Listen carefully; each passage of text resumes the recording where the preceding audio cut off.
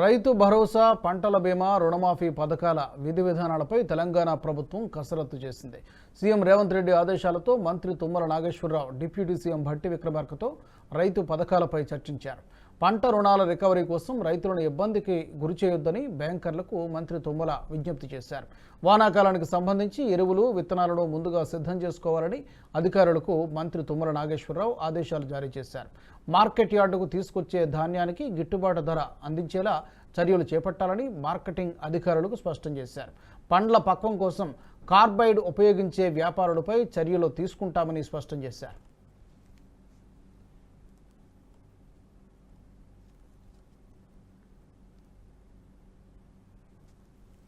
ఈ వీడియో మీకు నచ్చినట్టయితే లైక్ చేయండి, 10 మందికి షేర్ చేయండి. అలాగే కామెంట్ల రూపంలో మీ అభిప్రాయాలను మాతో పంచుకోండి. Nationalist hub group of channels ను సబ్స్క్రైబ్ చేసుకుని తెలుగునాట జాతీయవాద జర్నలిజాన్ని ప్రోత్సహించండి. ఈ వీడియో కింద ఉన్న బెల్ ఐకాన్ పై క్లిక్ చేయడం మర్చిపోవద్దు.